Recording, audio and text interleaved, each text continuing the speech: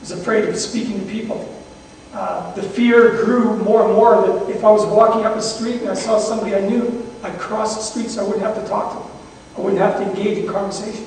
I was too afraid to have a one-on-one talk with anybody.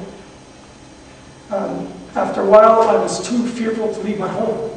Before, in between the time where I was in college and where I worked at the school board, there were some times where I wouldn't leave my house. I was too afraid to go and visit friends. Fear had overtaken my life. It was a giant, literally, over me, trying to destroy my life. Other areas of my life, I had what the world would call a sleeping disorder. But I believe it was because of my spiritual state. I was lost. I couldn't sleep. Or when I did sleep, it was maybe from 6 o'clock in the morning till 2 or 4 o'clock in the afternoon. I was sleeping days away. I would be up all night into demonic garbage and pornography. Things were consuming my life. I would do that all night long.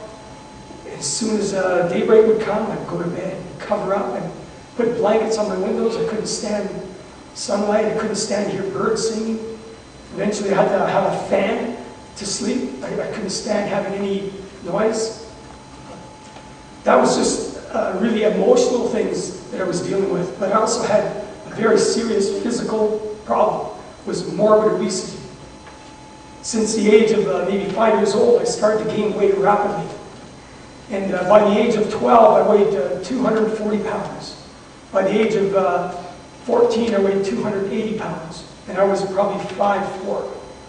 And so my doctor was very concerned, and on my 14th birthday sent me to Citrus Hospital to try and diagnose what was wrong. The doctors there could never find out what was wrong because I read the medical report years later. All they said was possibly due to overeating. They didn't know.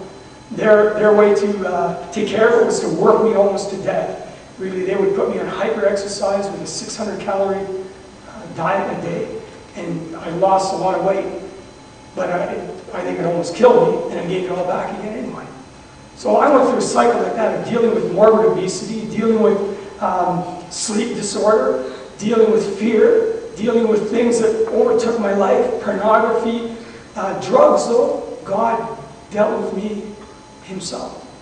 I believe through possibly the prayer of 2 born-again Christians. Around the time where I was, like as I shared with you, dealing drugs and to my friends, there was a young boy, probably about 4 years younger than me, and when he ran away from home, I'd come and hide in my basement and I would feed him. Well, his mother owned a flower shop. One day, somehow contacted me and asked if I wanted to have a part-time job, Christmas and Easter, watering flowers and delivering flowers for her. And I took on that job. And this lady, she kind of glowed to me, and she shared with me her personal story. And she never preached Jesus to me, but what she do is sing about Jesus. And I tell her, oh, you have such a nice voice. And she just sang all about Jesus every time I went up to see her or whatever. And I believe her and her daughter were praying for me, interceding on my behalf. Because not long after that, I quit drugs. Because God brought something else in my life that was more meaningful to me than drugs. And so that started a work in my life. I believe that lady, her prayers. Over time, though, I still wasn't saved. Many years later, I dealt with all these other issues. My weight got so extreme. My medical record showed 340 plus. That was the highest weight I'd ever got to. A little video clip of what I looked like before God intervened and changed me physically. This was me at the school board.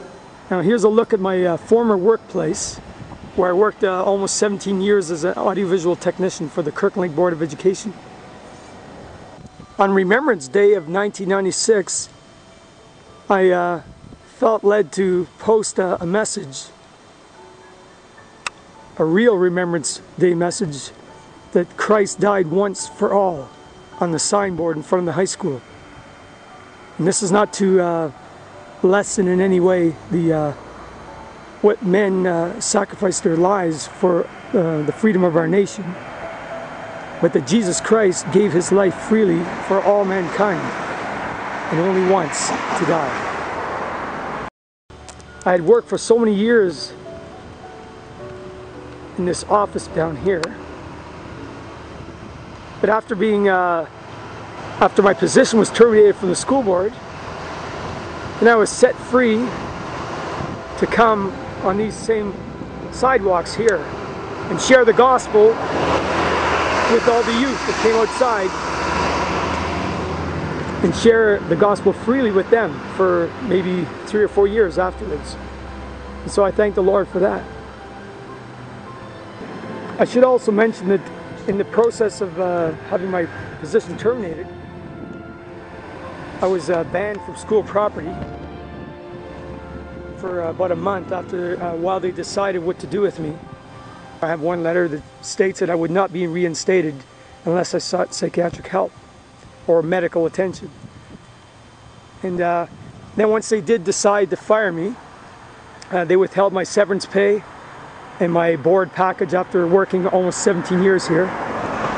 And roughly 3 months later, actually was the week of Valentine's Day, I received 2 weeks vacation pay.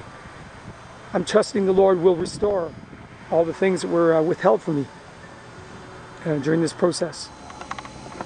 I gained weight rapidly. Where I remember, a 52-inch belt under my belly. My belly was over 52 inches. My neck was measured one time at 24 inches. And that there was my brother's best man that couldn't fit into the test. And I had a ponytail like a biker come out. So people that knew me all my life, when they saw the change,